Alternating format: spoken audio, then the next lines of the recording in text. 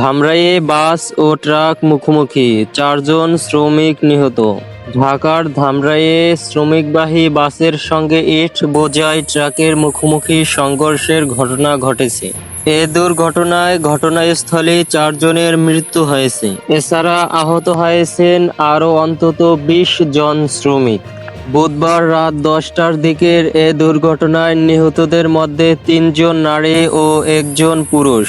তাৎক্ষণিকভাবে তাদের বিস্তারিত পরিচয় জানতে না পারলেও তারা টেইলারের কারখানায় শ্রমিক বলে জানিয়েছেন ধামরাই থানার ওসি মনিরুল ইসলাম। বুধবার রাত আনুমানিক ১:১০টার দিকে ধামরাইল উপজেলার পুতিপাড়া ইউনিয়নের বাটুরিয়া আঞ্চলিক সড়কে এই দুর্ঘটনা ঘটে।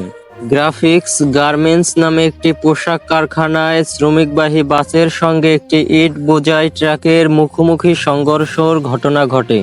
এ ঘটনার খবর পেয়ে সেখানকার পুলিশ ও ফায়ার সার্ভিসের কর্মীরা এসে উদ্ধার করে। ঘটনাস্থলে শ্রমিকবাহী বাসের ৪ জন যাত্রী ঘটনাস্থলেই নিহত হয়েছেন এবং আহতদের বিভিন্ন হাসপাতালে পাঠানো হয়েছে। ইট বোঝাই ট্রাকটির চালক ও তার সহকারী পালিয়ে গেছেন।